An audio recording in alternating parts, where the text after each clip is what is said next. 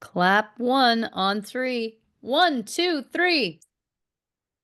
What's up, everybody? Welcome to another episode of True Crime and Cocktails. We're so glad that you're here. As always, I am your host, Lauren Ash, and as always, I am joined by my co-hostess with the most S, Christy Oxborrow. How you feeling? Good. I Huh, I understand that came out very I don't know, trepidatiously? The sure. large word to pull out at this moment. Son of a bitch. See, this is what you're gonna have to put up with for the next 13 minutes. No, that's 13 in hockey time, so that's the next easily 20, 25 minutes of your life. Um, we're in the third period of a game right now. We could have pushed. No. You're in a later time zone than me now. So I'm like, we're gonna get this done at a decent hour, and get you tucked in. Um, but I was like, okay, it was tied when we sat down to do this, and I was like, it's okay. It's okay. I'll just check in on it every once in a while. And I just looked and I'm like, it's 2-1 now. It's fine. It's fine. I can't think about it too hard Yeah. because I think I'll break. But I did think of something the other day that I've been meaning to tell you for like weeks and I keep forgetting. I'm trying to find photos, but I know you're gonna have a hard time believing this. I did a full refresh on the stickers on my laptop. Shut your mouth. So not only did I spend decades, Yeah. over 40 years of my life, terrified of putting anything like a sticker on anything that could be permanent. Um, I did the full thing on my laptop and then decided it was time for a refresh. So just as a reminder, this was the before. Right. And there were some, I still loved them, but I was like, I'm ready for something new. And this time I went a little cuckoo. So there we have it. Wow. So you just were you able to just easily peel the other ones off? Yeah, Huh. yeah. And then I just washed it down because there's a little, you can Sure. sometimes see like the outline, little dirt and whatever. And then I just laid the new ones out, figured out what's going to work on each. I mean, sure, is Jurassic Park on both? Yeah, in different ways. Not that it matters. Polly Pocket is also on both. Everything else different. I was going for Good a for nostalgia you. feel and then I just went all over the place. I also realized this is probably going to mean I should post those photos. Well, I'll write that down. it's up to you. You know what I mean? It's up to you. Yeah, I might. People are going to want to see it. Yeah. Look, Yeah, here, I was trying to get you out of doing more work, but well, yeah, the people are going to yeah, want to see it, quite yeah. frankly. I'll add it to my thing. But yeah, I was really. The thing is, I was just I found this time around. The first time I was very nervous. I was Mm. like, I don't know. This doesn't feel right. I don't know. This time I was jazzed. Wow. I was so excited because I found so many new ones that I wanted. I also, while I was ordering most of those, because they all came from, most came from the same place, but there were a few that came from others.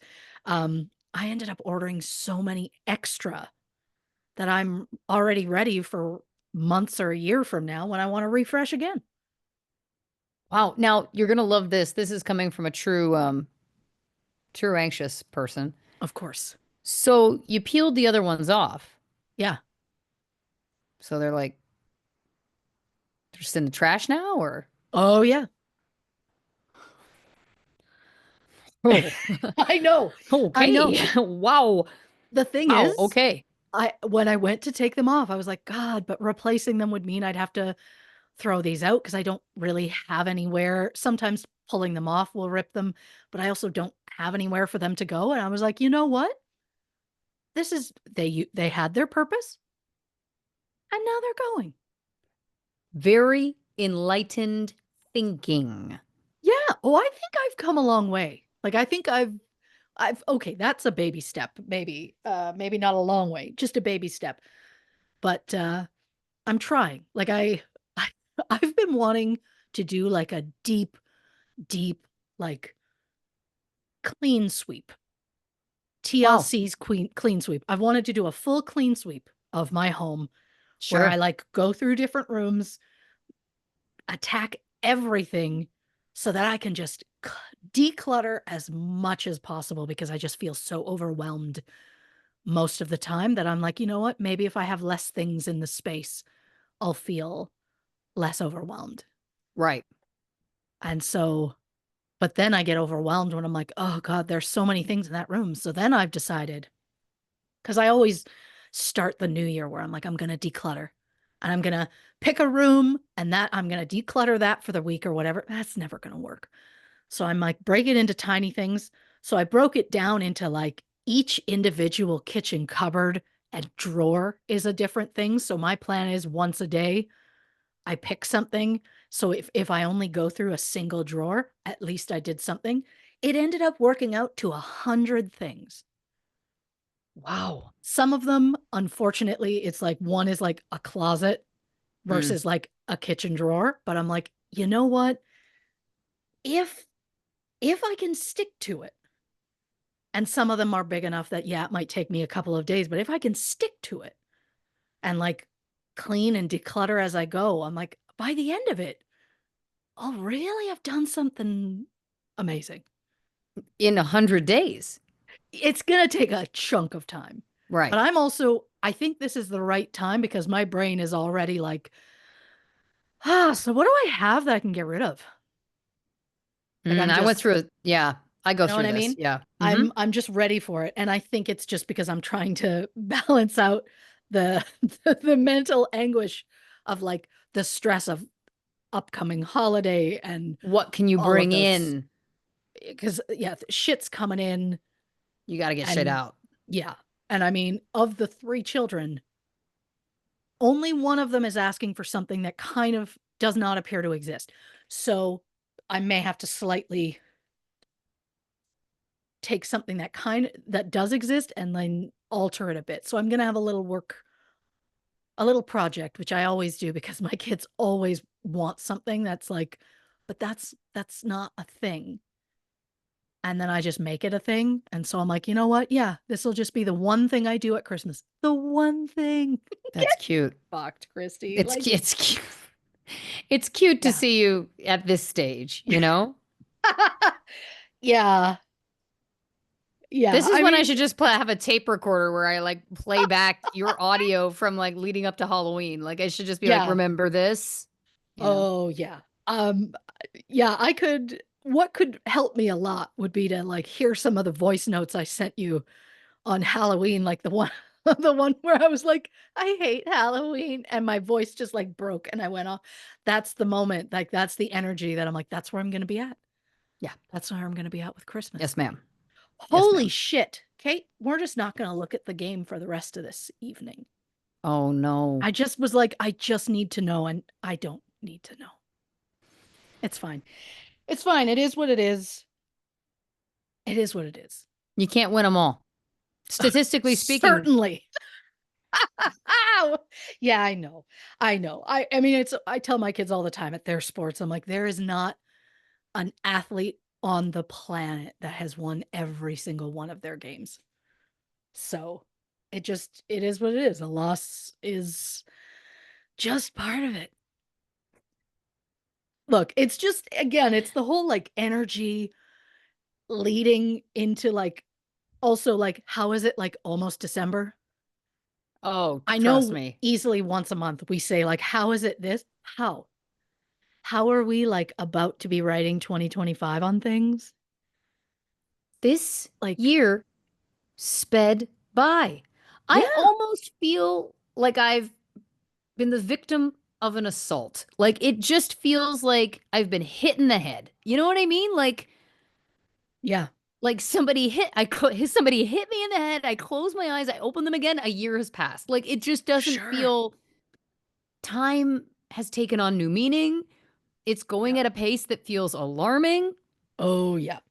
I'm not going to get 100%. into my own conspiracy theories about timeline shifting because we've talked about that on the show before and I won't make people sit through it again, but I'm like, is this a sign? Like does this mean something that it's gone this quickly? And you know, my gut is telling me possibly. Um It's too much. It's too quick. And to that, I also have to say, as of the airing of this episode, somebody on this record's going to be having just celebrated a birthday. And it ain't me. It's so kind of you to not be like, one of us has aged. My instinct was to say is a year older, but then I'm like, well, no, technically you'll only be like a few days older, so I'm not gonna say that. Yeah. Yeah. Yeah. Look, uh, it was my initial plan to spend the anniversary of my birth hunting down Cowboy Ginger Boy. Yeah, because he's number one. He's Of course. the only one I'm looking to find. Um, yeah, it was, but now I'm thinking, I think I'm just gonna sit on my couch Mm-hmm. with just an insane, probably illegal amount of Pringles, Mm-hmm. and then I'm already thinking at least 3 flavors, and then specifically a regular palate cleanser, salt and vinegar barbecue. Sure. Be sour cream and onion. Okay, maybe we'll go 4. Yeah, just to, you got to vary it. But I want to sit there. I'm gonna. I want to have a Slurpee with my lunch. I want to have a Slurpee with my dinner. Neither of those meals are going to be made by me. And I'm going to be on that couch and I'm going to watch just so many Christmas movies. And because I don't know how to just sit and watch a movie, I'm probably going to do some Christmas shopping online, or at the very least look for ideas for things. Sure.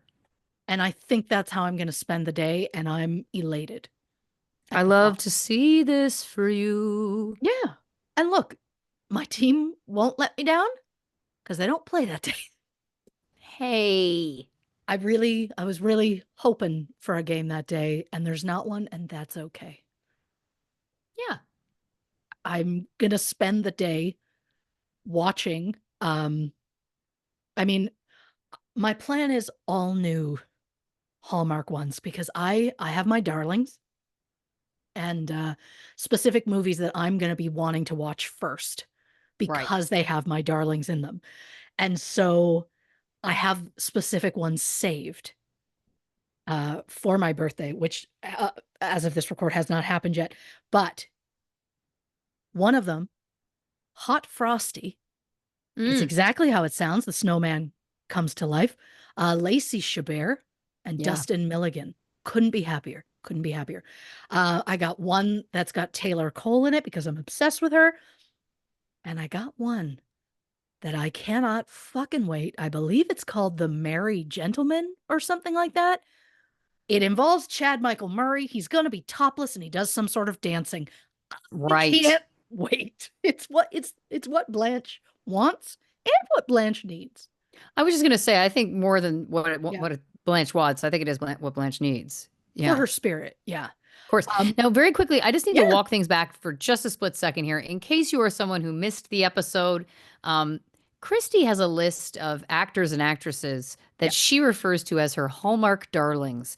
And these are performers that are featured prominently in Mhm. Hallmark movies. And Yeah. so, especially the Christmas movies, obviously. Of And course. so that's what she's referring to when she says she has her darlings. I just thought I should clarify that in case there's anybody who maybe is new to us or missed that episode before. Sure. Yeah. Yeah, that was I just probably a needed to good idea. address that you haven't just started speaking that way. I well, I am a woman of a certain age now. And I just refer to certain actors as my darlings. No, Yes. you're right. Yeah. I have a very specific list. You'll also love that I'm like, where do I keep that list? I guess just in my heart. Um, of the specific people that, and look, I prefer to see them in a Christmas thing. They're the ones I will go to first, but I will also venture to other things that they've done just because I'm obsessed with them. But it's the ones I love the most in Christmas movies. But I don't know if he's made it on the list, but this year Robert Buckley is making the list. He was I knew him mostly from One Tree Hill. Okay. and he made an appearance in a movie that I just tossed on and was like, I didn't even know he was in it. He came up on the screen. I was elated and I was like, he should be one of my darlings. And you know who else made the list this year?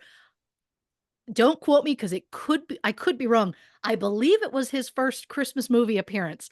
I literally screamed at the sight of him, Mr. Sean Cullen. Oh, how beautiful. Big fan from Corky and the Juice Pigs days.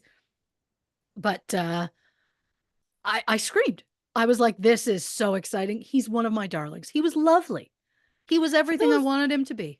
for those listening in places where you may not know who Sean Cullen is, he is What? a Other people don't know very Corky and the Juice Pigs?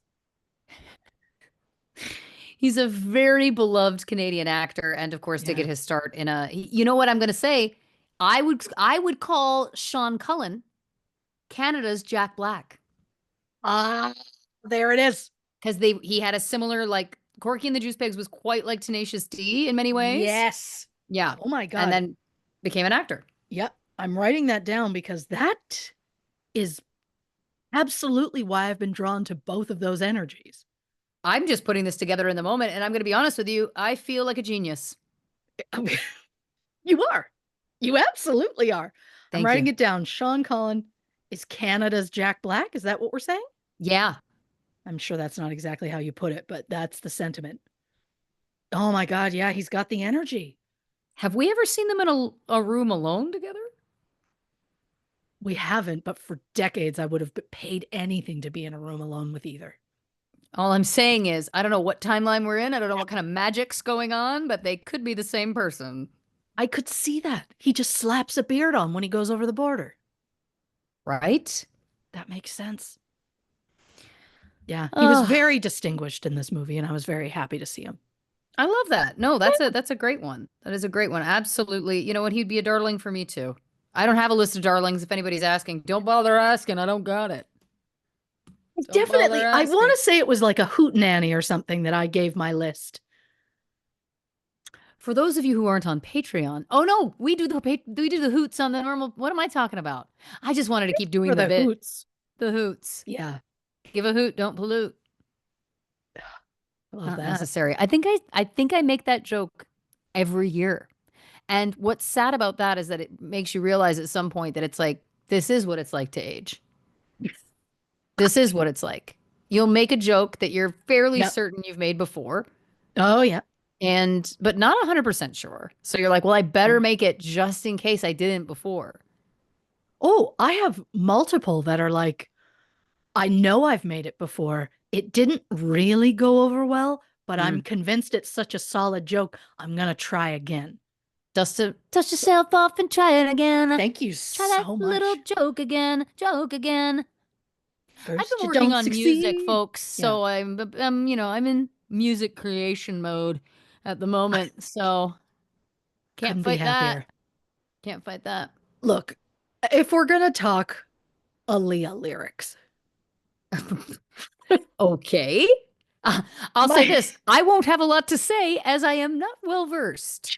sure. But my question, I can't remember the name of the song. It's just leaving my brain. But do you remember the song that has like a baby giggle Ah, in?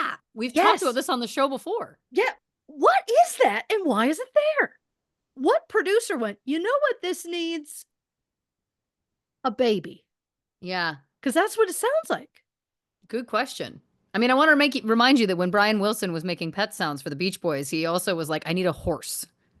I need the sound of a horse. So they brought a horse into the studio. All I'm saying is that sometimes producers, who knows what their thought process is. Sure. Brian Sure. Wilson, in my opinion, a genius. But, again, Of course. Look, who am I? I'm not in the biz. Baby sounds obviously why am I are defending it? selling it. I have no horse in this race. I love the amount of times horses have come up. It's just, I mean, look, the song with the baby in it was very popular. It's not like it was featuring the baby. Like they didn't say the baby's name. And it might not even have been a baby, but it sounded like a baby. Well, according to a very quick Google here, it was a Thank baby. you. Oh, See, Yeah. this was Um, like a very popular dance song in the bar. it And when I say the was. bar, I mean just the two bars that existed in town. So this apparently Timbaland produced that song. Well, of course he did. Everything he touches turns to gold. Uh, Shout he out found Timbaland, I guess. he had it. Okay, he flipped through his CDs and found the sound of a baby cooing. Um, my question is, Why why did did he you have a have that? CD of a baby cooing? Really defines the times to be like, we need a Right? sound. Let's bust out my pack of CDs and we'll go through the sound effects CDs. Well, here's something interesting. Now, again, I have not fact checked any of this, folks, so bear with me if this is incorrect. But it says that this coup, this baby coup, has been in several songs. The Rascals' Look Around, 1969, Prince's Delirious, 1982, and tonight's Buggin' in 2012. Huh. Isn't Apparently, that the only interesting? one of those I listened to was Aaliyah. Well, same, same. Anyway, there you go. How about it? I can't hear anything Aaliyah without immediately hearing that baby in my head. Yeah, listen, I don't make that immediate connection like you do, but I don't think I listened to that song as much as you did. Sure, That's not a sure. criticism or it's just a fact. Like the song I'm thinking of was it the one from the movie she did with Jet Li? Now I have to Google again. I'm so sorry. I'm kidding. I'm kidding. Was she, here's, you're gonna love this. She was in a movie with Jet Li. Oh, she also did that. I'm have no clue what it's called. Oh no, that's not true. I believe it was. This isn't the Jet Li one. She also did Queen of the Damned with. Oh my God, who used to date Charlize? Stuart Townsend. Where Aaliyah was an incredibly hot vampire queen or something like that. Okay. She starred with Jet Li in the 2000 action thriller Romeo Must Die. There it is. Yes, And I do believe Try Again was on that soundtrack, that makes which sense. is Dust Yourself Off and Try It Again, isn't it? Yeah. Oh yeah. That First you is don't that the bait? succeed. No, Is that I the don't baby think song? that's the baby one. Okay, we'll get there. We'll get there. The people can just run Yeah. with it while we're thinking Are it you out. that somebody? Oh, yeah. Dirty song. I don't know why I felt the need to go into Timbaland's part. I don't know it. But Not yeah, it's important. while he's like, then it's like a lower register, and then it's while it's like, oh yeah, she does like a boy, I've been watching you like a hawk in the sky when you were my prey. Yeah, it Wow. was like that, and then Timbaland was all low, and then you hear that ah. That's right. That's Just to be right. clear, this is what it is in my head at all times. Same. And Same. this is just a regular conversation between Lauren and I at Oh all yeah. times. Yeah, yeah, yeah. This is what we're like in Absolutely. person. It's just usually we're like laying side by side on our phones, randomly Yep. searching for something, telling each other, "Hey, remember that time? Do you remember that thing?" And Yep. then we just And of course, our think on other it. favorite, have you seen this? Oh yeah, Have you seen this? Yeah. We oh say that yeah. a lot. We do love several rounds of that. Yeah. I feel really good that we found uh that we found that song. I am too. I am too. I knew we'd get there Now, eventually. there's a story here also. This is the last thing I'll say about this because, as you know, folks, I mean, we're both fans of fun facts. Now, I Of don't know if this is course. true or not, but this is saying something about like he only had 4 hours to write the song. That feels impossible. Maybe it was that he was mixing it. Maybe he only had four hours to like put it all together or something. I don't know. I'm gonna have to look into that further. I feel skeptical. I mean, I don't know what world you'd live in where it's like, okay, we need you to write a song.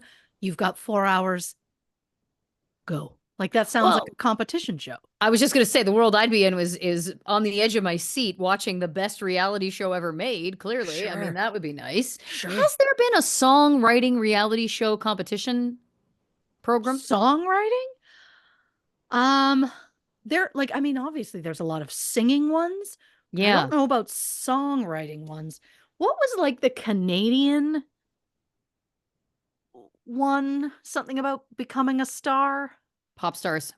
Oh, was it? And that I was just, auditioned. was that I auditioned. I auditioned. was that just a singing one then? Yeah, I think so. And I believe it was Sugar Jones was maybe the band that came out of that. Do we There remember is. Sugar Jones? Briefly, yeah. Canadians? Yeah. Wow. Yep. Okay. Yeah. Huh. I sang part of a Pink song for that audition. Which one? You had to choose. They provided a list of songs. So there was only so many songs you could even choose from. Oh, wow. Did you know that in advance? Or did you show up and it was like, you can only sing one of these and you're like, damn it. I can't remember. I feel like I must have known in advance. But how? You just happen to know a Pink song. I mean, I guess the internet existed then. I'm really dating myself. Um, well, it was also that you could only sing so much of the song. So I'd like to, I mean, listen, if I may, Please. I sang the following. And I'll sing the whole thing. I'll speed it up though so it doesn't take too long. Mhm, LA told me you'll be a pop star. mhm. All you have to be is everything you are. Tired of being compared to damn Britney Spears. She's so pretty. That just ain't me. I chose this deliberately because I felt like I was more of a punk rock vibe. So I was Oh, like, sure. that'll really let me stand out message wise. Now, if Sure. I could go back in time, I would cradle that young me's face in my hands and say, Lauren, sing something that highlights your vocal range. Don't worry about what the words are. They don't give a Mm, shit. I picked a yeah. boring part of the song. This is my point. I Sure. chose that over, I'm a hand to myself. Don't, like, come on, what are you thinking? Don't let me get me. I'm my own worst enemy. Oh, we can keep I want to going. be somebody else. Like that. Yeah. I mean, great song. Shout But out choose. Pink, who's been a badass for She has. decades She has. in the industry as though I'm ever been a part of it. Did you know who her best friend is? Her best friend in real life? Yes, I mean, I don't know. Carrie Kenny. No kidding. Carrie Kenny was in a very cool all-girl band called Cake Like That's before she fun. was in Reno 911 and all of that fame, Of and course. a little program some people may know called Superstore. Um, but yes, they're best friends. They have been for years and years and years. Yeah, Kidding. yeah. And then I was like, I knew I'd like Pink because Carrie's the best. So I was like, oh, Of I knew that. course. I mean, I haven't met her, but I feel like that's enough of a stamp for me. You Of know what I mean? course. Of course. That's all you need. Yeah, You've got the Carrie says yes, and you're like, great. great. Then she's solid. Solid as a rock. Oh, that's what all love is. Yeah. Careful. You keep doing that. The people are going to start hounding me to put you on my album. And let me tell you something. You're that's not a situation you want to get yourself into. Well, I feel like if the people are hearing me, they're like, stick to your day job. Oh, And to don't. that Now I you're just say, no. yeah, yeah, I know. I I mean, I can't be happier with the range that has happened in this show so far. We've we've gone everywhere and And yet, nowhere. I was just All going to say, and yet nowhere. I will say, if I might, this yeah. opening is a jagged little pill. Like it does feel jagged. The energy feels weird. It's probably because I'm It on the is. East Coast. It's always weird Oh, to me when I cross over and we're doing this. I don't know. You crossed over and then we've crossed over. Yeah. Yeah. Do you remember the show Crossing Over with John Edwards? Oh, I briefly in my head until you said John Edwards had confused it with the program Crossing Jordan. Very different vibe. I do remember him. What's he doing? Is it Still John talking? Edwards? I think so. Still talking to spirits? Do you think that he Still has talking to relatives? ghosts? Do you think he has relatives, very passive aggressive relatives at like Thanksgiving that talk to him like that? How you doing, Johnny? Still talking to spirits? Do you think he has people like that? I assume he does. I think you must be right. And I apologize. It's John Edward, singular. Oh, of course. Singular. But yeah, I think absolutely he's still going to Thanksgivings where there's an older auntie that's like, how's the spirit business going? Oh, 100%. Is that still working out for you, Yeah. your little project? Oh, I guarantee it. Really, anyone in the arts. I'm putting No. John Edward in the arts. Yeah, the psychic arts. And where else are you getting this? Where else are you going to get entertainment that you're like, I bet they'll talk about true crime? And it's like, eventually. But like, where else do you get just two of the most neurotic people Mm-hmm. having an attempted conversation that just turns into a full sing along? Mm-hmm. I mean, where else are you finding this? And the answer is, I don't think anywhere else. I think that what we do is very specific. Yeah. You Yeah, know, it I is. think we have a, like Liam Neeson, we have a very special set of skills that are not Oh, transferable almost anywhere else. it's honestly, it's an honor. God damn it, yeah. I mean, I we didn't need to quote him and curse. we I swear all the time. It's fine. Um, I just feel like we quote him all the time. So it just makes sense that we'd eventually morph into one of his characters. We just have a Yeah. very different set of skills than what he had. I also just have to say very quickly, because then I know we got to get into it. But I sent Christy a clip I found recently where he and Helen Mirren were talking about how they dated for 4 years. Like Yeah. serious relationship, in Yeah. love. I was blown away. Yeah. We've exchanged many a talk in the last 2 weeks about Neeson. He's been on our minds. He's been on our minds. Yeah, because that the whole thing it started with Pamela. Well, he came out and said he's done with dating. He's in his 70s. He's done with Yeah. it. And then the next day he was like, but I am in love with Pamela Anderson because they had just done a movie together, Yeah. which I loved that he was like, I've gone on the record. I'm done with dating. But if I have a shot with her, I'll take it. I thought that was actually quite Yeah. charming. Yeah. Anyway, yeah, we've talked about it quite a bit. Is Yeah. that something we'd be interested in seeing? Yeah. I we've already had full conversations where we want Pamela at the Oscars winning awards for a movie we've never seen yet. And then we want Neeson to be on her arm and we want him to be supportive. 100%. Yes. We're talking, of course, about The Last Showgirl, which is this movie they just released the trailer for. I immediately sent it to Chrissy. I was like, I cannot wait to watch this. She appears to be giving the performance of a lifetime. I It think it's looks her time, stunning. it's her moment. Please Yes. let her have an awards run. I just think if anyone deserves it, it's her. She has just been like so poorly treated, obviously, by the industry and society and all of the above. I want to remind you, for those who are like, what are you talking about? I want to remind you that a sex tape absolutely ruined her life and career and did absolutely nothing to the man in the sex tape. Um, which again, patriarchy. But this film is directed by Gia Coppola. Gia Coppola, and I'm assuming, I don't want to assume, but she must be related perhaps to the Francis Ford. She is the granddaughter. There you go. And Wow. the niece of Sophia Coppola. There it is. What a family. Well, that But explains anyway, why it looks so good. yes, I'm very Beautifully excited. shot. beautifully. Oh yeah, it looks that trailer is stunning. I'm very excited. Always want to support female filmmakers, obviously, and our Canadian gal Pam. Yes. Can't wait. I'd love for her to be our gal. Uh, Nothing would tickle me more than if she's like, you know what? I might not like true crime, but I like the banter.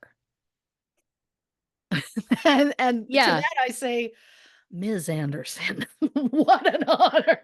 Again, she didn't say it, Christy. She's never heard of you. Leave it alone. It would just, I'd be so honored. she may have heard of the show. Who knows?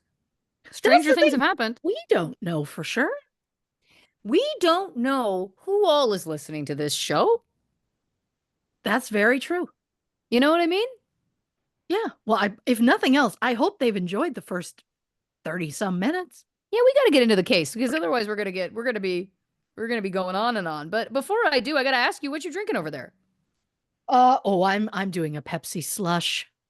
Yeah, I got a Just as Diet it Coke and a is. water. I'm also keeping it real.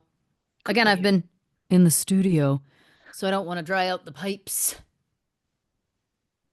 because I still have another full day tomorrow. So there you go. Of course. I got to be honest with you.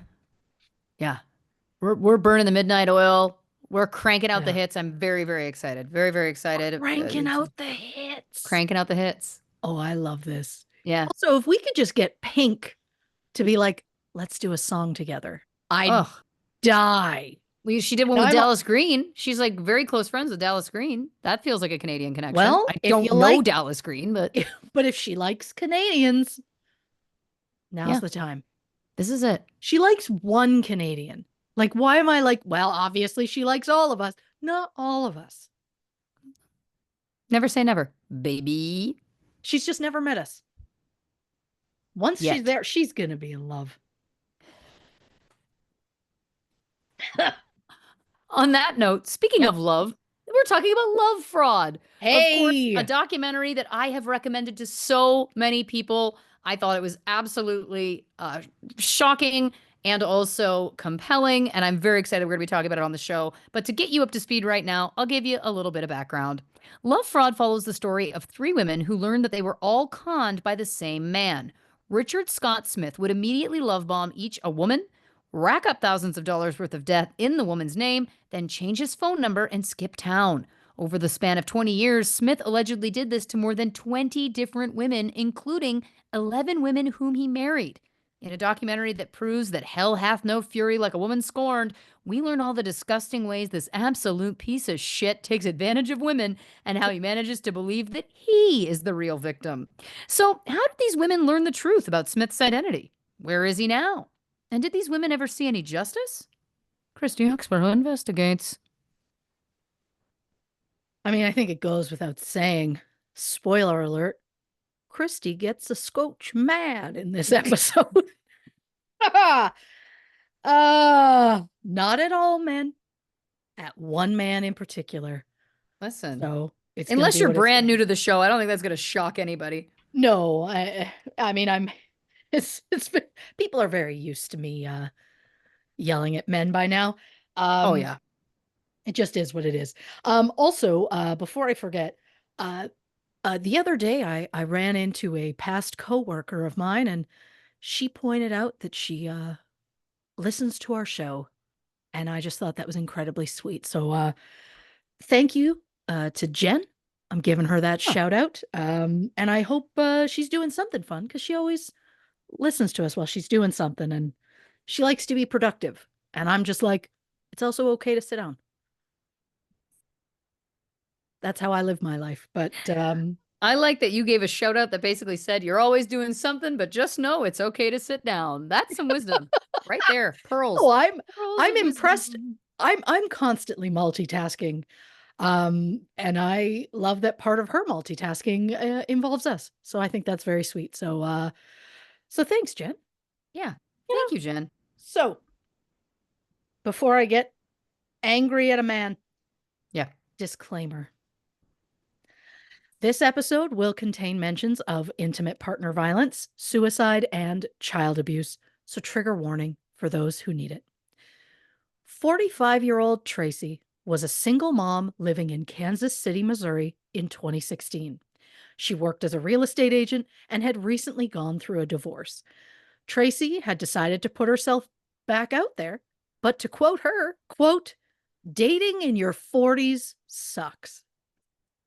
While scrolling through a dating app, Tracy found Mickey Smith, a 47-year-old pilot who owned his own company and was deeply religious.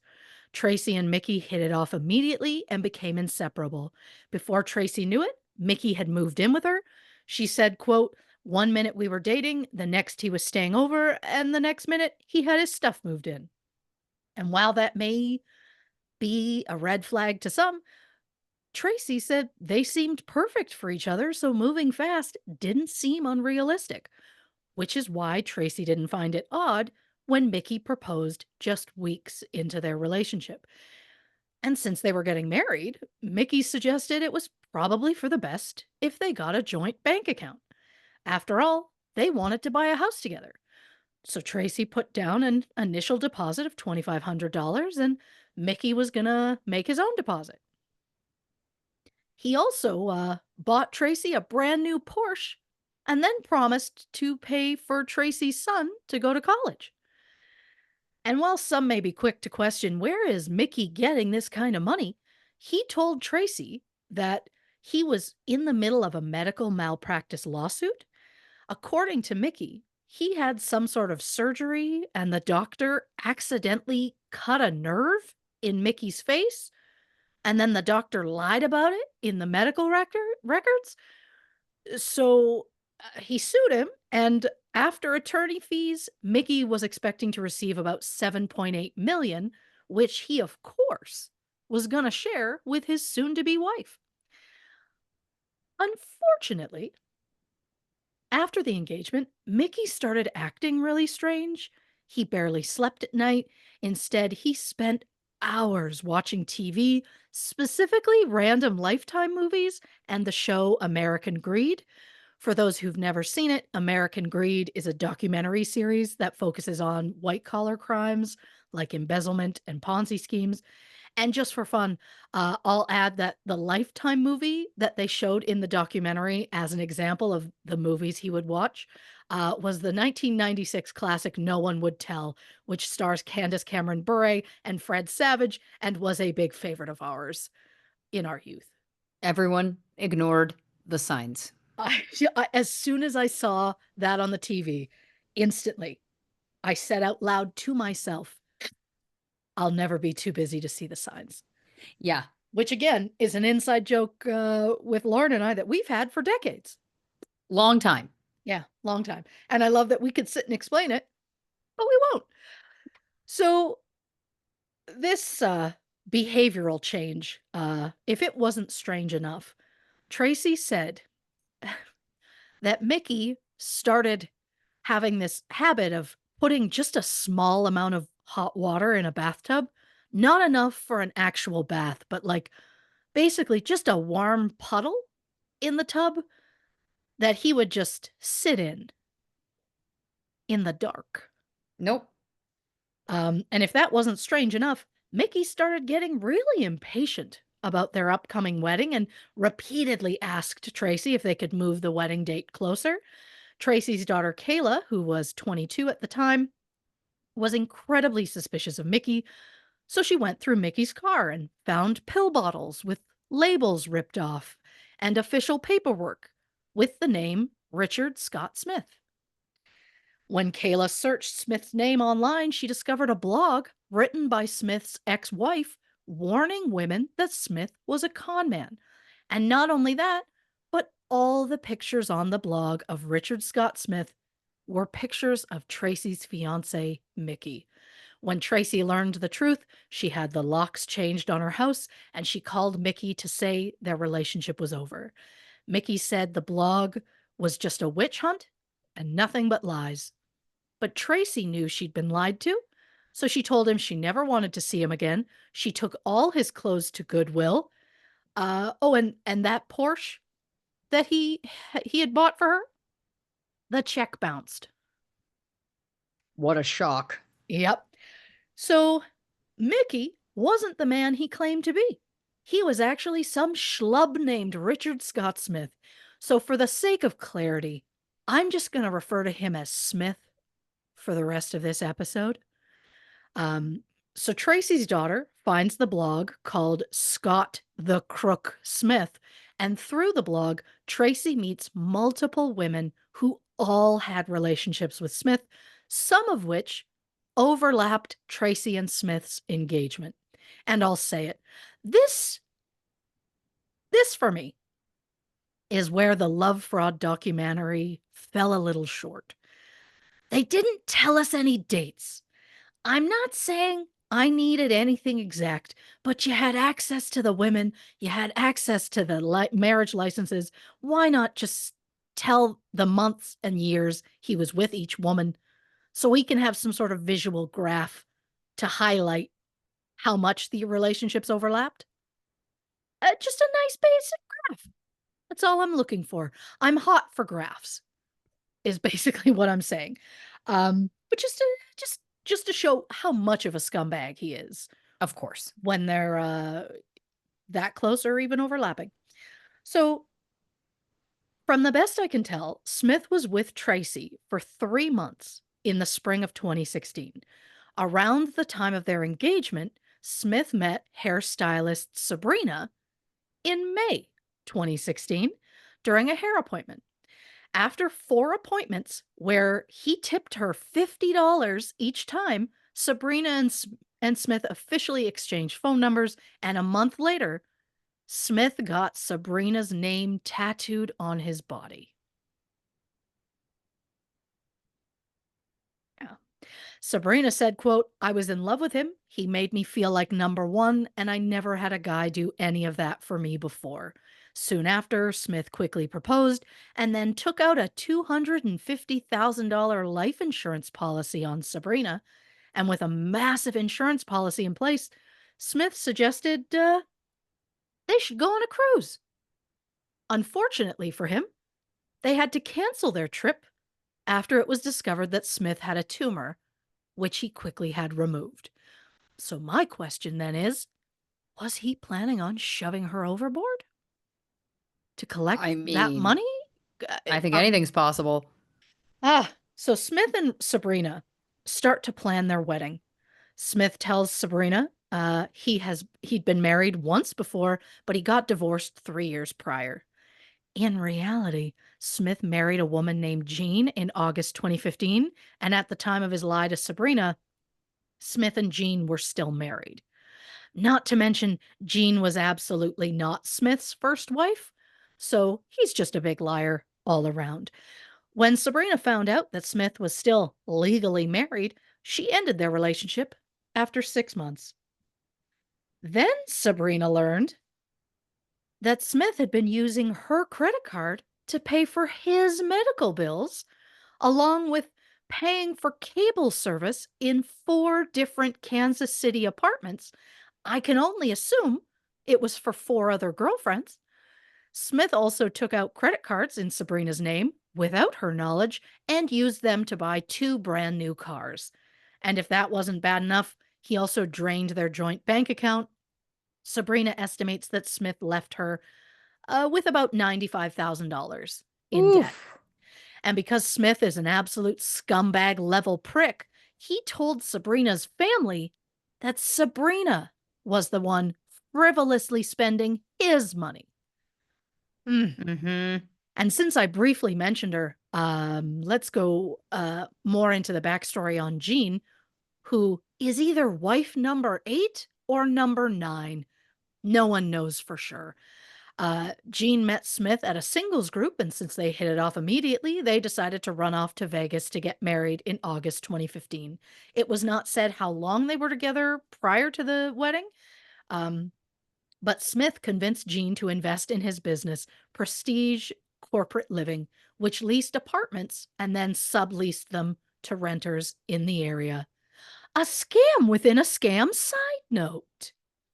So, Prestige has multiple lawsuits filed against them from multiple apartment complexes for non-payment of rent. It turns out Smith was collecting rent from tenants and then just not paying the mortgage. So when the apartment complexes came looking for money, the tenants who were like, "We've already paid rent. What are you talking about?" They got evicted. At the time, Smith was listed as CEO, and once he got sued multiple times, he bowed out and then became the CEO of Prestige Corporate Living Worldwide. And then became the CEO of KC Short Term Stay. I'm not sure how connected he still is to the real estate scam, but I know that Prestige Corporate Living is still in business. I just hope they're operating legitimately. That's all I'm saying. Without knowing the truth, Jean agreed to join Smith's shady business and even allowed her personal credit to be used for business expenses because Smith promised he would pay her back after he sold the company, which he said was worth 1.2 million. In January 2016, Jean realized that he'd been manipulating her all along, so she left him. But by then, she was already $700,000 in debt, which Ugh. means she lost her house, she lost her car, and she had to file for bankruptcy. But in classic scammer fashion, Smith claimed of the two of them, Jean was the liar. But that's what scam artists do. They accuse the victim so the scammer can look like the real victim. Spoiler alert, they're not the real victim or a victim at all. Jean managed to get their marriage annulled when she discovered Smith was already legally married when they got married, because when Smith and Jean said I do in August 2015, he was already married to Lisa in Georgia. In fact, Smith and Lisa got married in April 2012, and as far as I can tell, that marriage has never been legally dissolved. Oh. When Lisa left Smith, she quickly froze all her accounts so he wouldn't be able to access her money. Lisa was the one who started the blog, which ended up bringing many of Smith's victims together. The women found a place where they could swap horror stories about Smith, share information on recent sightings, and just outright support each other because who understands how you feel better than another woman who was scammed by the exact same man? Now I know this is getting confusing because there are a lot of women, but we've got Lisa who married Smith in April 2012, Jean who married him in August 2015, Sandy who Smith proposed to just 3 days before his wedding to Jean. Oof. Smith and Sandy met in June 2015.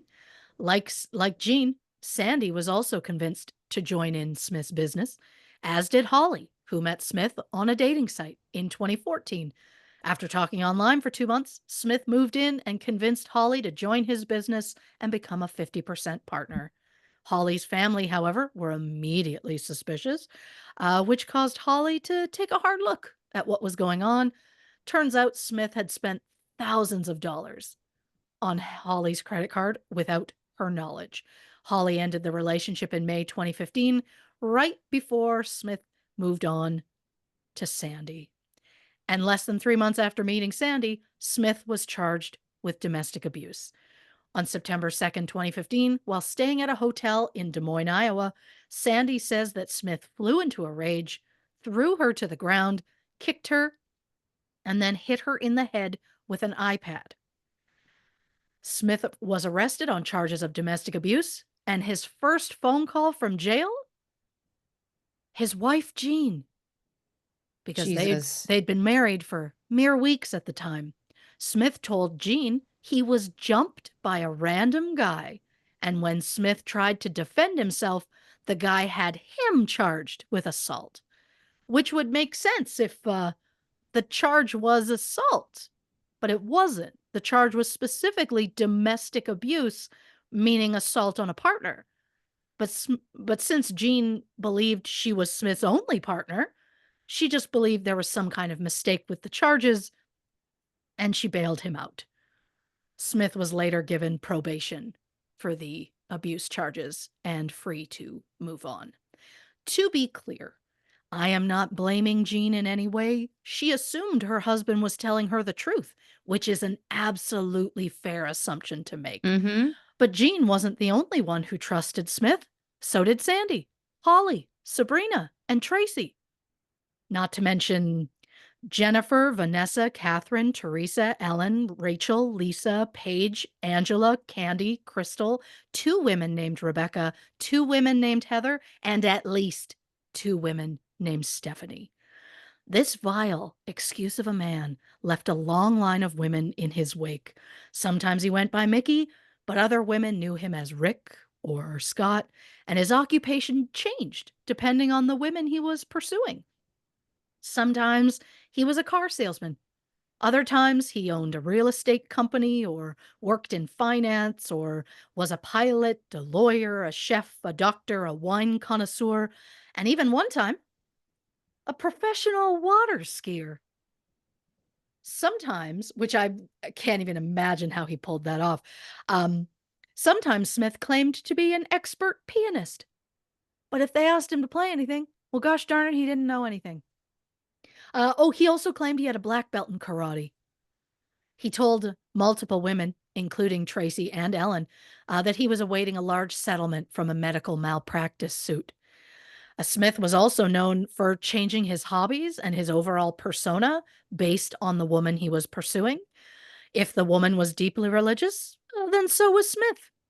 But it's weird, he couldn't quote a single Bible passage, which is wild for a deeply religious person.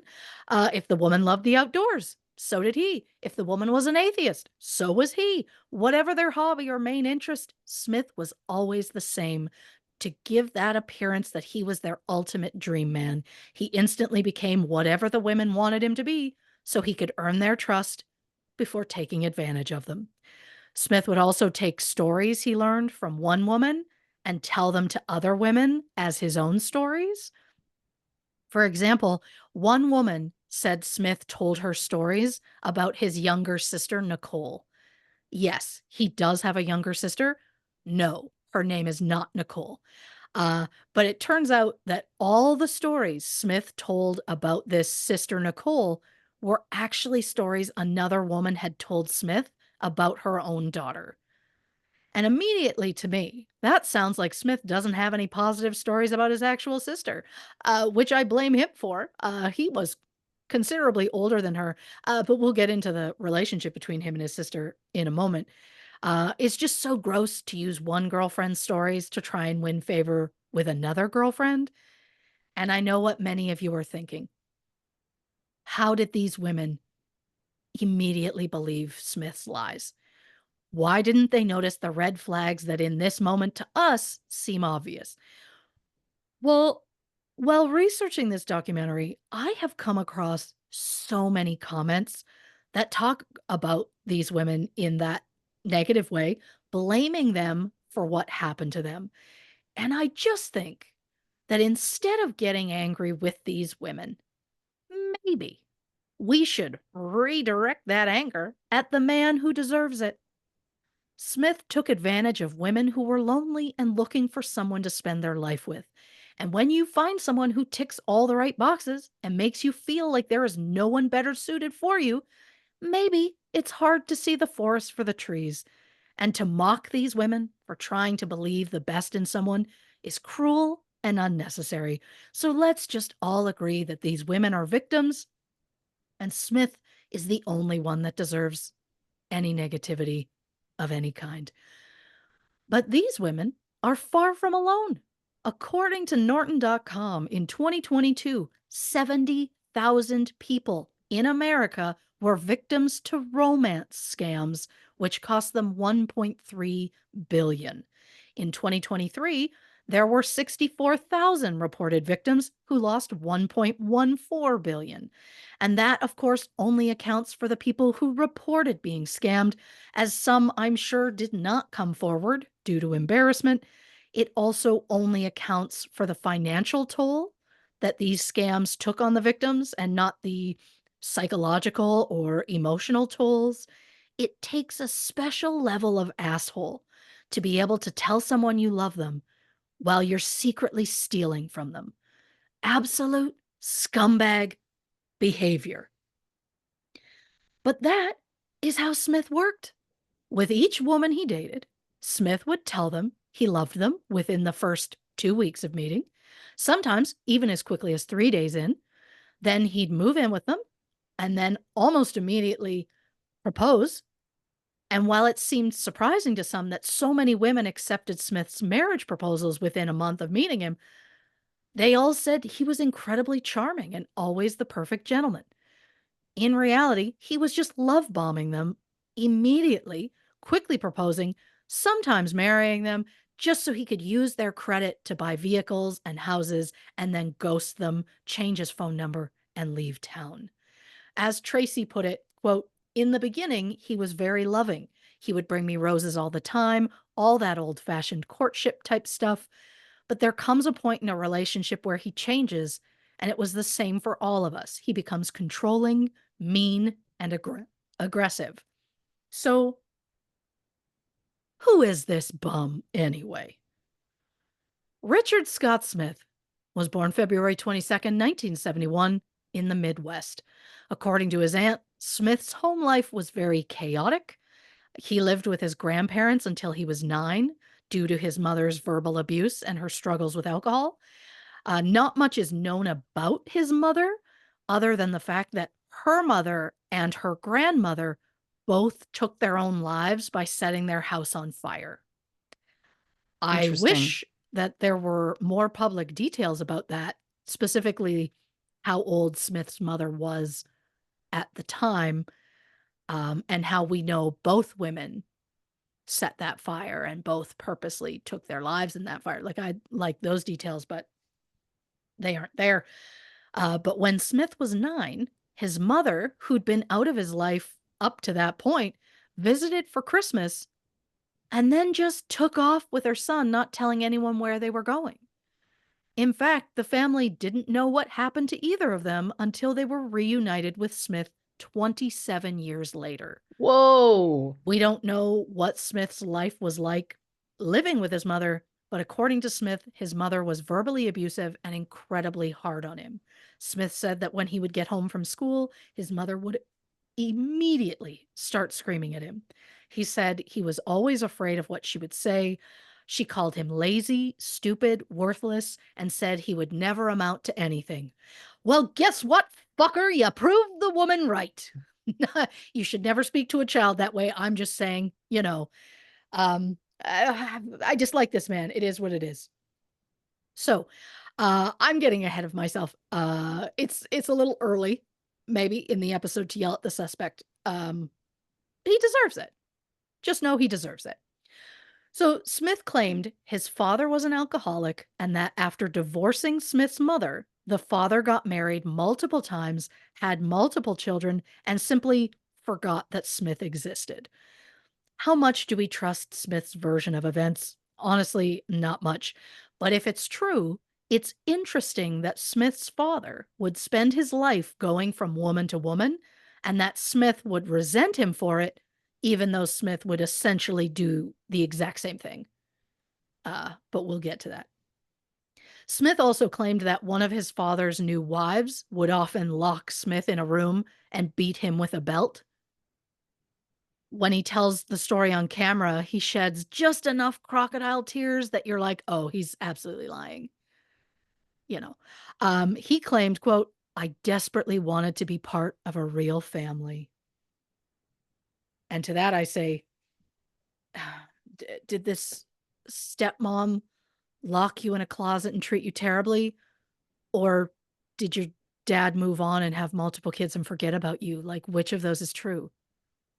Because they just feel like they aren't both true, but he loves a sob story. Anyway, when Smith was in high school, one of his closest friends claimed Smith suddenly became obsessed with women, and he couldn't go long without having a girlfriend. The friend said that Smith dated multiple women at a time because she seemed to think it was cool to see how many girls he could date at the same time without getting caught. Never grew out of that, I guess. Smith dropped out of high school in his junior year because school isn't necessary when you don't plan on actually working a real job for a living. Around 2003, Smith's mother died, leaving behind a 12-year-old daughter named Tony. Smith, who was 32 at the time, took Tony in and introduced her to women as his daughter. Tony said, quote, "He used me as a tool to play at their heartstrings." Tony also claimed that Smith was violent and verbally abusive towards her, telling her she was awful, that he didn't know why their mother kept her around, and the abusive classic, "You'll never amount to anything." Tony is currently living somewhere in Texas and prefers for Smith to not know her exact whereabouts, which is a pretty good indicator of what kind of person Smith is. I hope that Tony's doing well. A few years after his mother's death, Smith reached out to his aunt on Facebook. It was the first time they'd spoken in nearly 30 years. Smith went in headfirst with manipulation by telling his aunt that she was the closest thing he had to a mother. In fact, according to the aunt, whenever they would go out somewhere together, Smith would introduce her as his mother. Then, when an uncle was dying, Smith suggested he be given power of attorney because it would just be easier for everyone. Smith then had the uncle put in a home without anyone knowing, and then sold off the uncle's possessions and tried to get the uncle's house put in his own name. When that didn't work, he left. So he got what he could out of his family and then cast them aside like the absolute piece of shit that he is. So, thanks to Lisa's blog, Smith's exes were able to find support with other women who knew exactly what they were going through.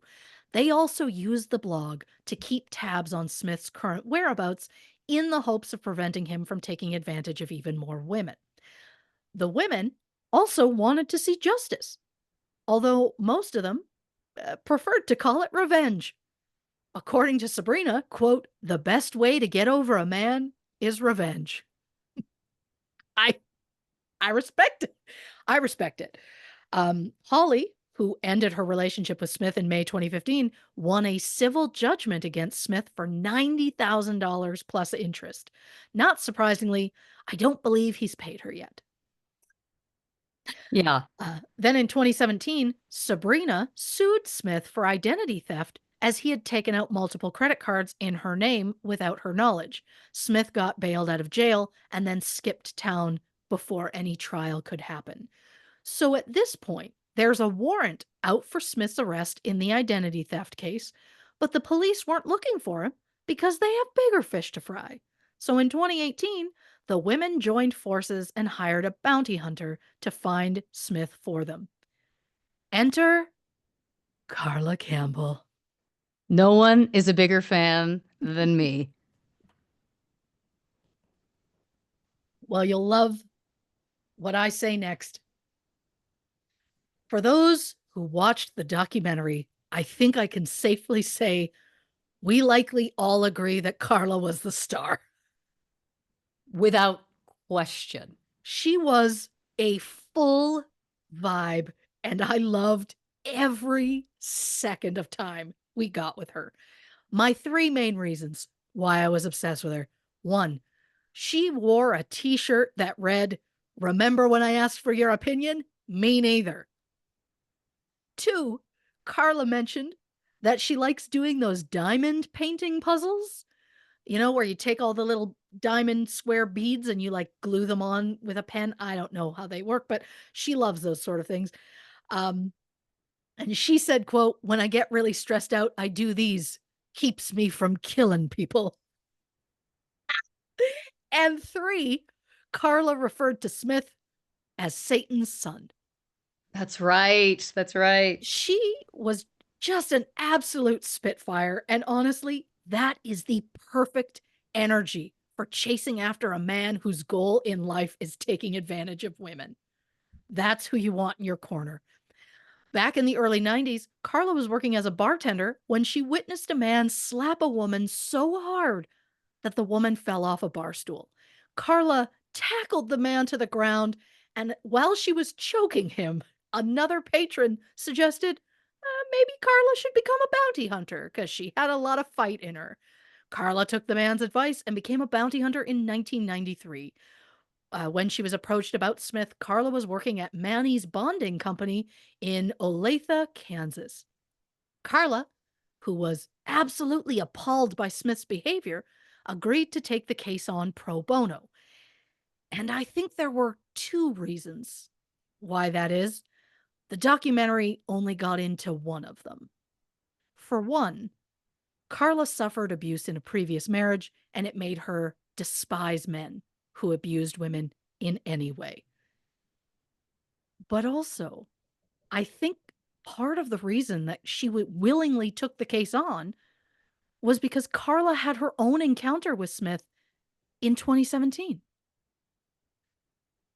When Sabrina had Smith charged with identity theft, he went to jail. Smith then went to a bail bondsman and had them bond him out of jail. In this case, that bail bondsman was Carla.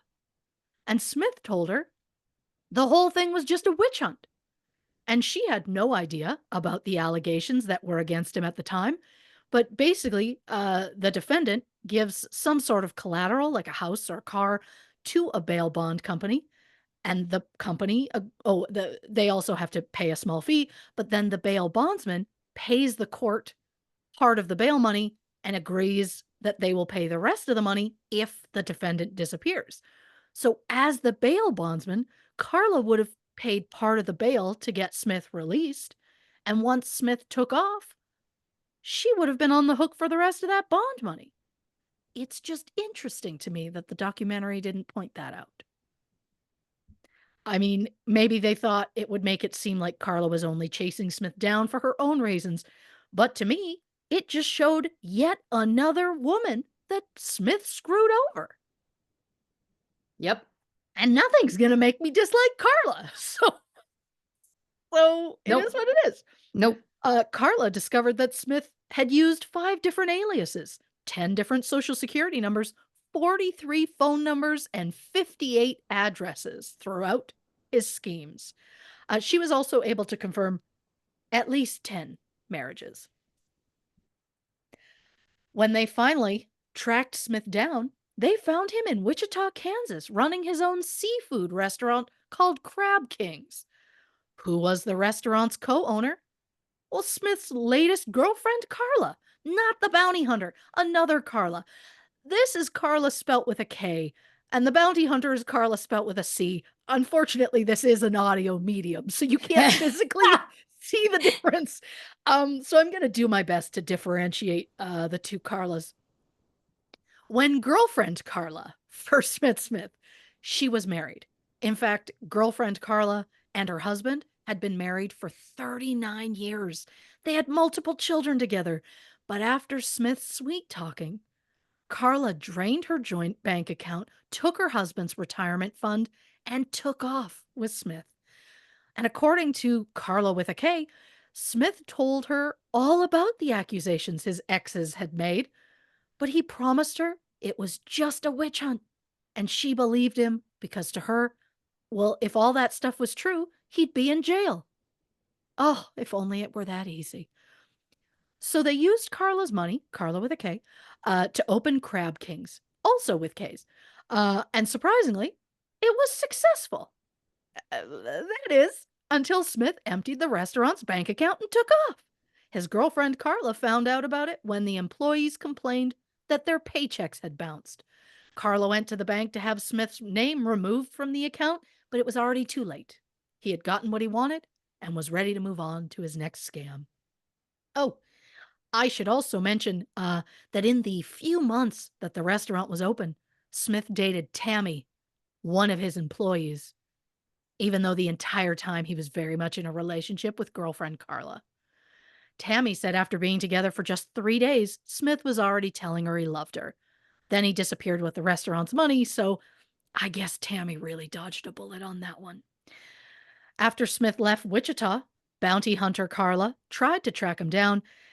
Since he met girlfriend Carla at a karaoke place, bounty hunter Carla staked out various karaoke spots, but she never got sight of Smith. As our favorite bounty hunter puts it, quote, "Some days it's chicken, some days it's feathers." Again, have I mentioned how much I loved her? I just don't think there's enough words to mention it. Yes. So Smith is once again in the wind, and Carla's leads are turning into dead ends. So the documentary filmmakers who had been following the case since stumbling upon Lisa's blog months prior, they hired multiple private investigators in various cities, and months later, Smith was finally tracked down at a Super 8 motel in Knoxville, Tennessee. It turns out that Smith was now dating a woman named Lee, who described herself as like Heather Locklear on Melrose Place. This is a direct quote from Lee. Professional on top, hooker on the bottom. And that was a moment I worried that Carla might get knocked out of first place in my heart. Because I mean, that's the most amazing way I've ever heard someone describe themselves. But don't worry, Carla will always be my number one. Um, when Lee was contacted about Smith, she said, quote, "I don't know where he is, but I know that he wants to be left alone." When asked her thoughts about Smith's past, Lee said, "There's two sides to every story." Lee said she believed Smith was just looking for love and that all the accusations just sounded like a witch hunt. Again, with the phrase witch hunt, I just wish there were other words that were used because I'm getting bored with those ones. You know what I mean? Mhm. Uh, he's saying it so many times that it's just losing all meaning. During his brief relationship with Lee, Smith became very close with Lee's father, Oscar, even referred to him as dad, which some people might be comfortable with, but it feels like a massive red flag to me when it was within like a week of meeting the man and his daughter, for that matter. So it's not like they'd been together for a considerable time. Uh, Still. But Lee and Oscar both seemed to genuinely like Smith, and Oscar even invited Smith to spend some time with him on his boat. Now, remember, in the fall of 2018, there were now two warrants out for Smith's arrest, one in Iowa and another in Kansas. So when one of Smith's ex wives spots him in Tennessee and calls the police, Smith gets arrested in a mall parking lot in October 2018. Smith was sent to Polk County Jail in Iowa for a parole violation stemming from the 2015 domestic incident. The day after Smith's arrest, Lee's father, Oscar, his boat sank. Oscar said, well, Smith couldn't have been involved because he's never been alone with the boat. And then the filmmakers were like, actually, we literally have footage of him alone on your boat. And it happened like right before he got arrested. Lee then said she believes Smith was trying to sink the boat so he could repo it because Smith was currently working at a repo yard. So the scammer just can't stop scamming for the life of him. Many of Smith's exes read victim impact statements in court where Smith pleaded guilty to identity theft in exchange for the forgery charges being dropped. I don't know why we had to do that, why we had to make any Right. sort of deal. But he was sentenced to 10 months in jail. And while I know we're all screaming that 10 months isn't nearly enough for this asshat, just know that it's better than the time when Smith faked a heart attack and the judge decided to just let him go. That's insane. While in prison, Smith eagerly agreed to speak to the documentary filmmakers because, and this is a direct quote from Smith, "I would love to derail the story," which is an interesting thing to say right off the top. Normally, you'd expect someone to say they'd like to tell their side, but his first thought was, I can't have this be public. Right. Smith claimed that he had absolutely nothing to hide and that he was not the person his exes claimed. He said that all he ever wanted was a fairy tale romance. And more than anything, he just wants to be loved. Do we believe that that's what he wants out of life? Absolutely not. I'm not an expert, though.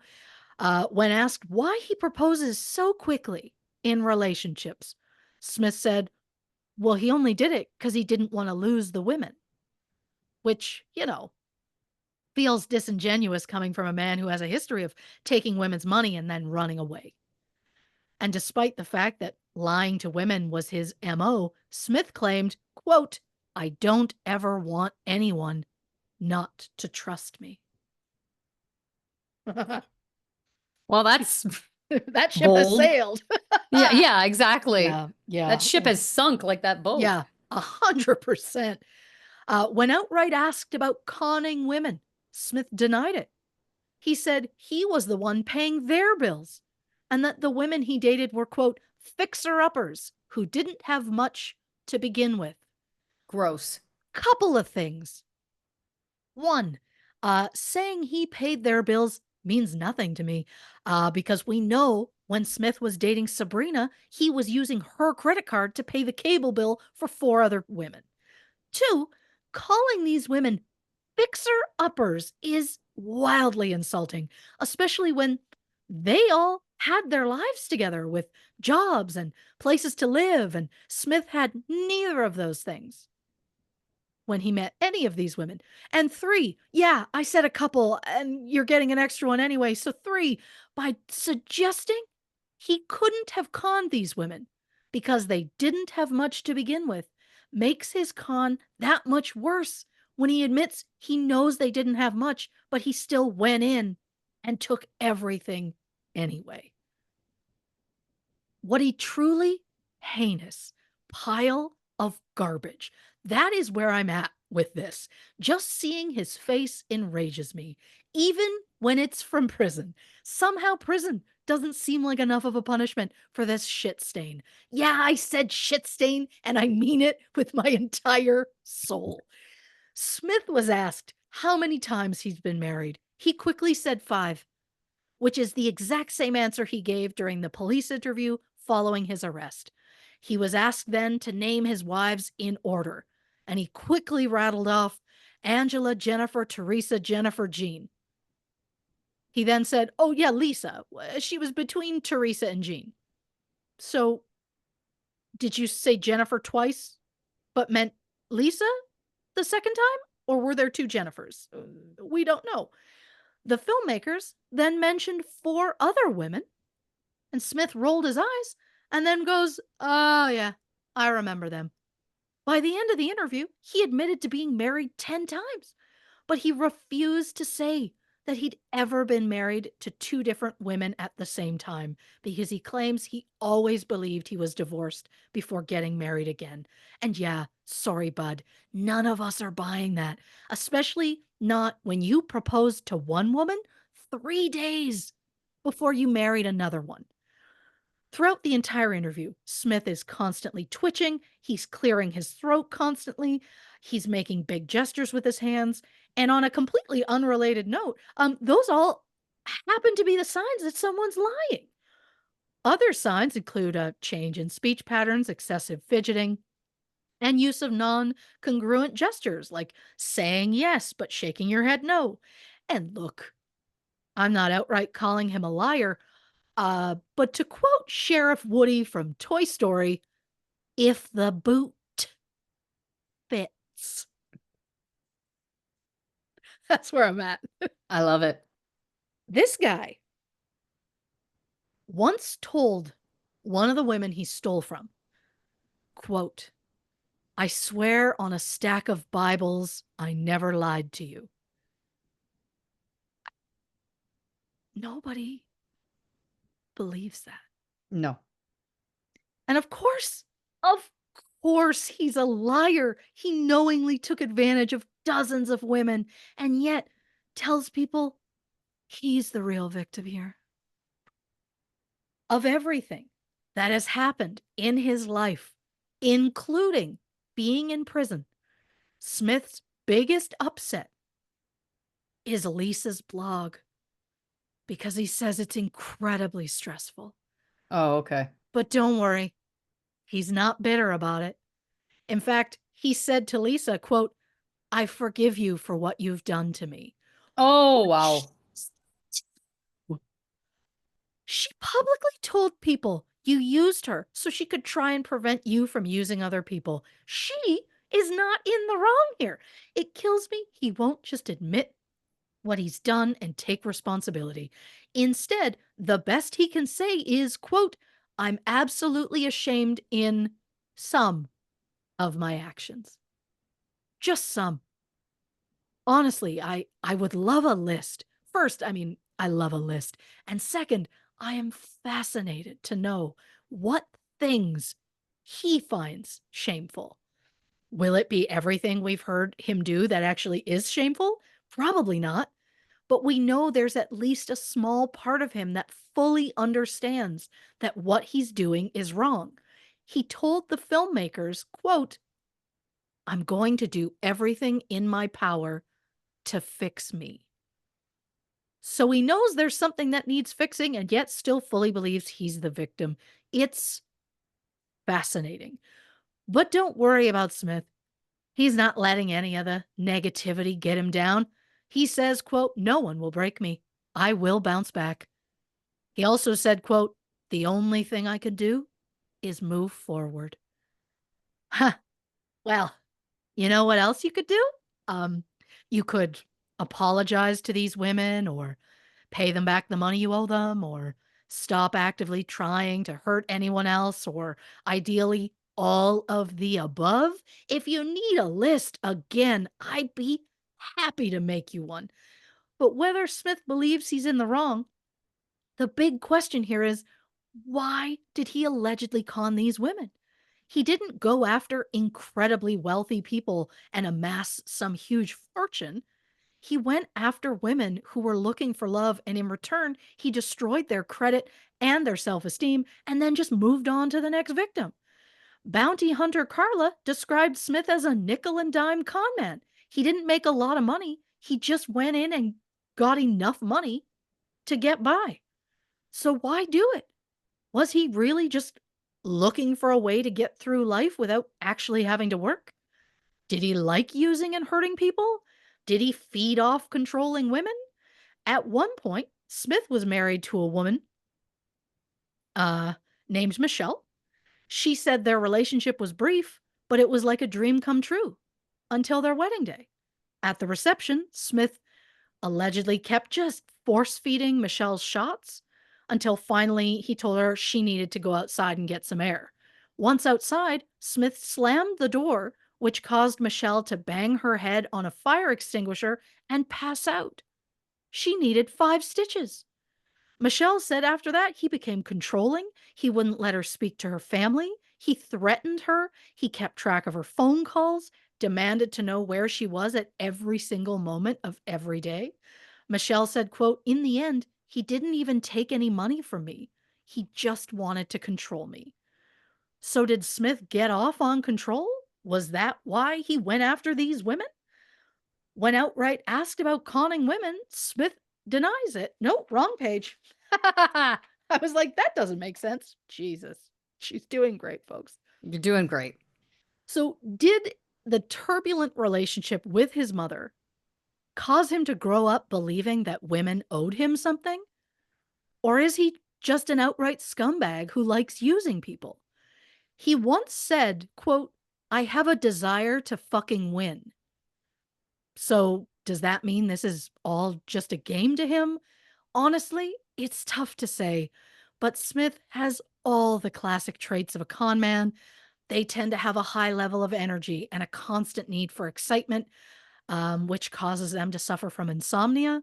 They like to watch TV shows and movies about sociopaths. They're freaks.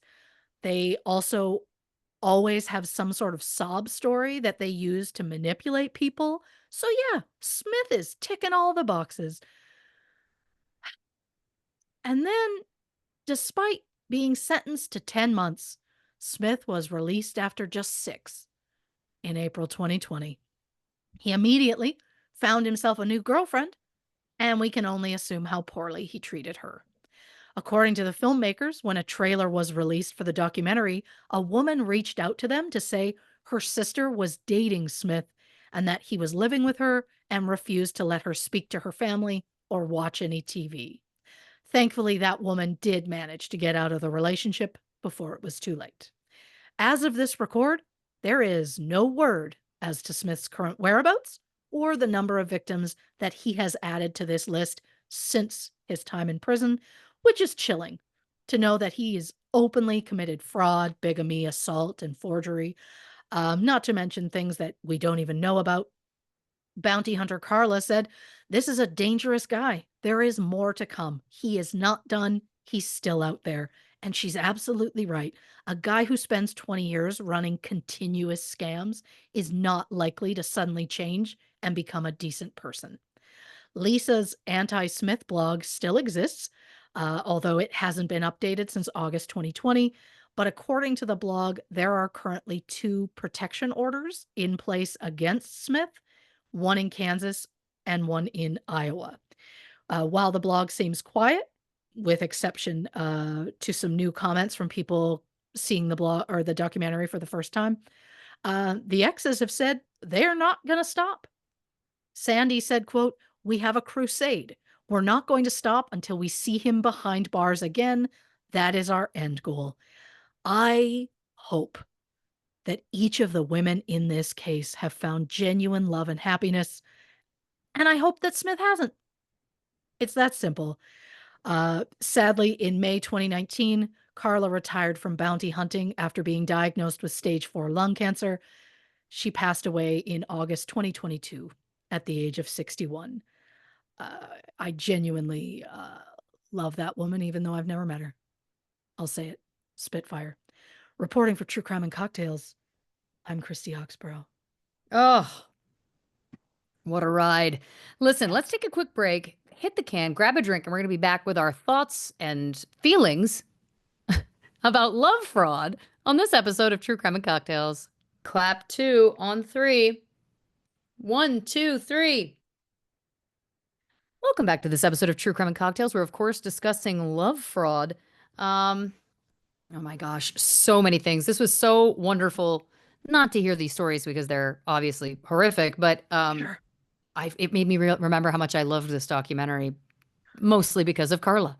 Oh, She's just such a character. I've yeah, I've written something based on her. Spoiler alert. So, I mean, sure. fingers crossed sometime I'll actually get to make that. But anyway, Of course. um, I just thought she was I loved everything about her. Spitfire is the perfect Yeah. term.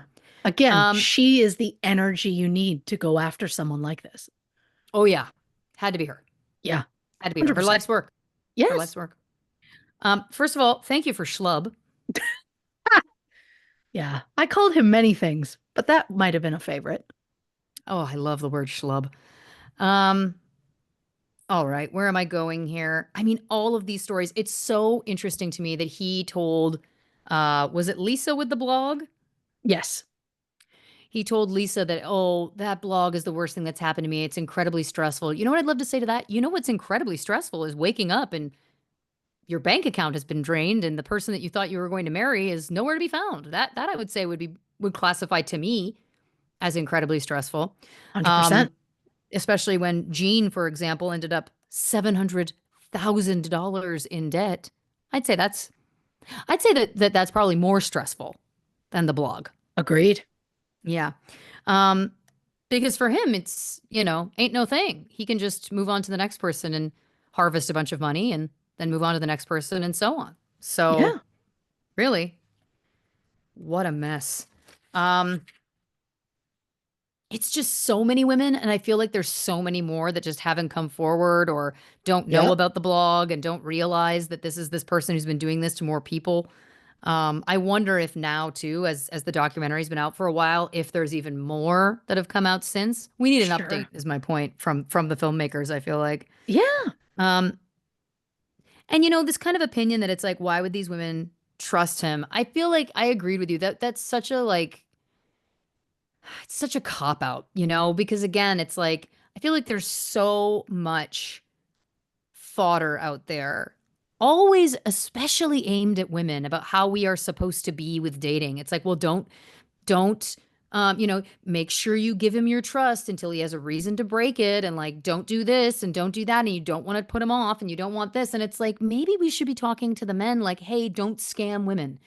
Maybe Yep. maybe we should just leave the women alone, Yeah. you know? Um, and listen, I feel like can anyone really blame somebody like you're saying? Like these women were looking for love. They've met somebody who, and I also Yep. want to say too, love bombing is a term that's been around for a long time, but I think it's Yep. only been like in the kind of like cultural zeitgeist for the last few years. I Sure. think when a lot of this was happening, I don't think that a lot of people knew that terminology or what it was. I feel like Agreed. now a lot more people are familiar with that as a term and as a concept and maybe would be aware of it if it was happening more so. But a lot of this was happening, in my opinion, before that was like just common TikTok conversation, for lack of a better term. Sure. So I will also remind that love bombing prior to anyone, prior to you knowing what it is, it's like, oh, it's just what we've seen in every movie and television show as being, quote, the dream, right? Like Yep. men professing their love and telling you how much they want to be with you and how in love they are with you and all of these things. Like we've just been fed that since the beginning of, I would say, media, that that's Sure. like romance and love and all of these things. Now, again, it's only over the last few years we've come to realize that, well, actually, those depictions are not necessarily healthy. And when people are doing it in real life, it's also definitely not always healthy. So, yeah, I think, again, I agree with you. We got to give these women a real break here. They are only victims. And again, I think anybody could find themselves in one of these situations, you know? Um, Man or women, you could find Yeah. yourself in a scamming situation.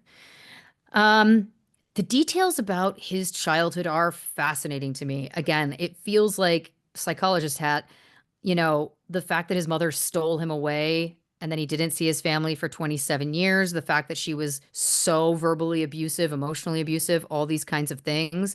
I feel like it's easy to see why he would maybe not have a deep respect for women, would maybe not have a problem taking advantage and using women, as I'm sure he Sure. maybe felt he was by his mother. Now, that being said, obviously that does not excuse any of his behavior. Um, I think it goes without saying, Of right? That it's course. like, you know, just because he had this kind of chaotic, abusive, very sad childhood doesn't excuse his like perpetual behavior as an adult at all. Right.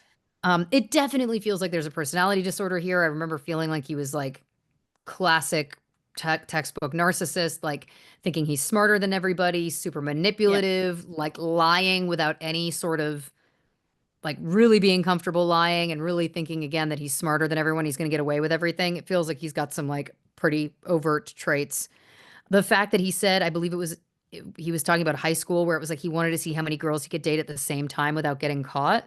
I mean, that's chilling, Yep. right? Like that is clearly the beginnings of this behavior. And I Yep. know that, in another scenario with another teenage boy, perhaps they could say something like that and, of course, grow up to be an upstanding, good man. I'm not Yeah. suggesting that any boy who does something like that is a bad person. Of I'm just course. saying, given what we know of his childhood and then what we know of his adulthood, it also just feels like some connective tissue in the middle there that makes a lot of sense. Yeah. Um, Carla Campbell, called him Satan's son. What a gift. I'm going to rewatch this for Carla. I got to give it another viewing. Oh, yeah. She's again just the second she's on screen, I'm like, oh, I'm gonna like her. Yeah. Like, she's not gonna take any shit. I'm No. really gonna like her. Yeah. Sometimes chickens, sometimes it's chickens, sometimes it's feathers. This reminds me of a quote from a little known program, Superstore. Sometimes you get the giraffe, sometimes you get the wig. Of course. People watch the show that will resonate.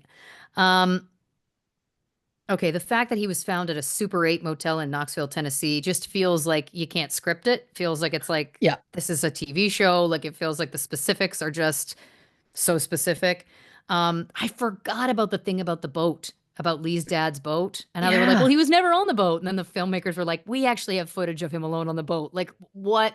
How delicious, first of all. Of course. But second of all, like, I wonder what that was about. What was he hoping to do by sinking that boat potentially? Like, was there some sort of money for him to get from that? Like, I just don't understand what that I motive would have, have been. I don't yeah.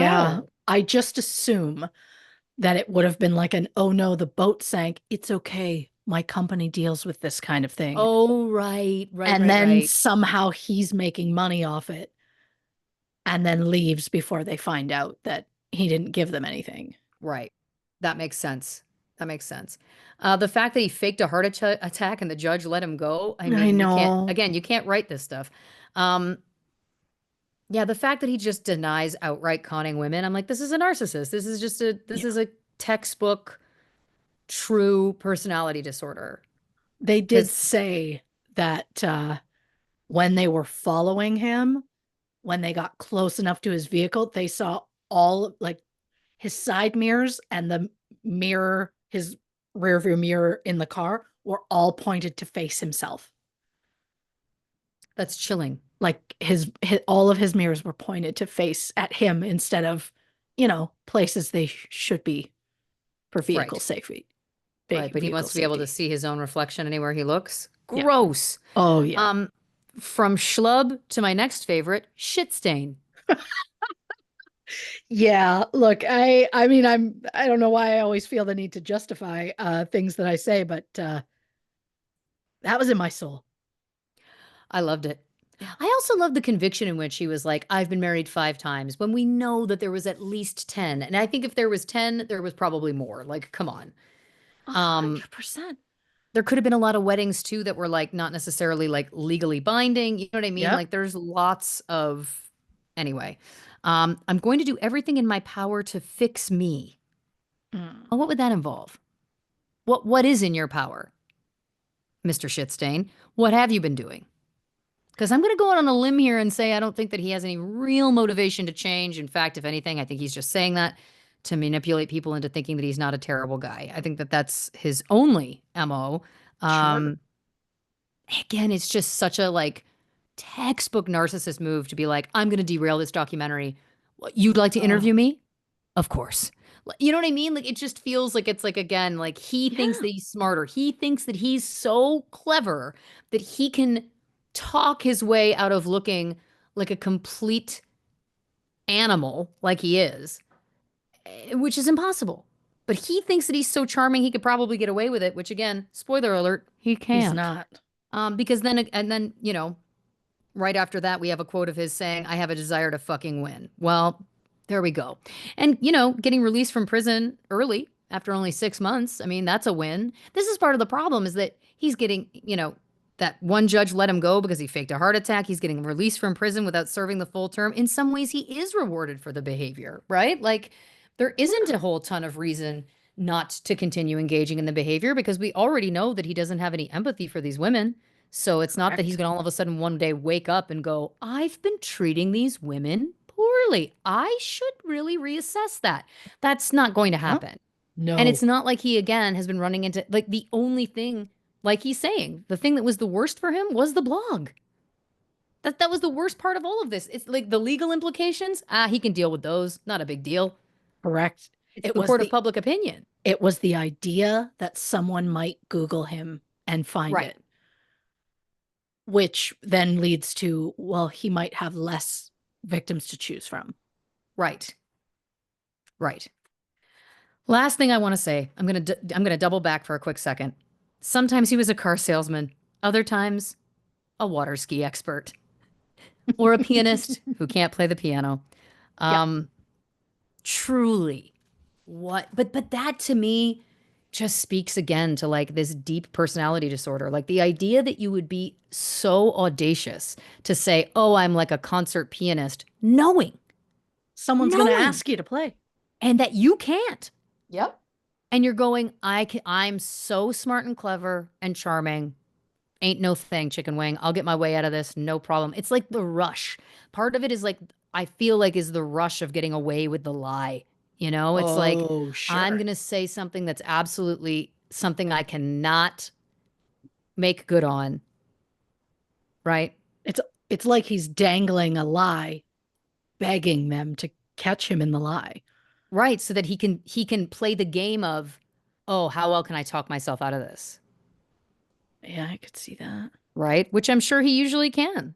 But this is the other thing to remember. The other thing to remember, if anyone's like, how did these women fall for this or whatever? Like, we also have to remember that people like this are intensely charming. They do this like they're not wired like you and I. I think sometimes we we view these things through like our own lenses. So Sure. we go, well, I would be able to pick up that someone was conning me. I would know. And it's like, but have you ever been conned like that? Because if you have and you immediately knew and told the person to kick rocks, good for you. Good on you. But I also Yeah. feel like, you know, this is a situation where I don't think anyone finds themselves questioning it because the person is so convincing. They really 100%. make you feel like there's absolutely no reason why, you know. Um, Again, I agree with you. I feel like anybody who's coming for these women can ride the toe of my boot. Um, Yes. but yeah, what a wild ride. Again, this was so fun for me to revisit. I look forward to revisiting Carla Campbell in the future. Yeah. Oh, everybody needs to see a bit of Carla. Absolutely. I just If think you it's a haven't watched it, folks, I honestly have recommended this documentary to so many people. Like it really is worth the watch for her. yes. Oh, Yeah, I think it's a shame that she wasn't in more documentaries. absolutely. Like the Absolutely. someone should have found out about her decades ago and made a fucking show about her. Oh, Like a dog preach. the bounty hunter, but Carla. Yeah. And just call it Carla Yep. because that's all it needs. That's all it needs. I'm here Well, for it. listen, Christy Oxborrow, thank you so much for your work. What a fantastic, well executed 10 out of 10 performance as always. And how much can you tell that you are my absolute best friend? By saying like top notch, perfection, loved it. I flipped a page and read a previous page twice, and yet you were like, loved it. Yeah, I'm like, I also absolutely cocked up, which we could edit out, but we we won't. won't. You know what? Didn't occur to me. Didn't occur to Well, me. because you only see the good in me. Well, and the light in me sees the light in you. Oh, Um, it's beautiful. We thank you, dear listeners, for joining us on this wild ride. If you haven't already, give us a follow on the socials on Instagram, Facebook, and YouTube at True Crime and Cocktails, on Twitter at Not Detectives. If you'd like some bonus content, go over to patreon.com/True Crime and Cocktails to learn more about our subscription-based service over there. And of course, the only place for official True Crime and Cocktails merch is, of course, truecrewmerch.com. So check that out as well if you are interested. Christy, do you want to tell the people about next week's episode? On the next True Crime and Cocktails, the Bennington Triangle. I have no idea what that is, and I could not be more excited about it. Christy, do you want to say goodnight to the people? Good night, Sean Cullen. Good night, John Edward.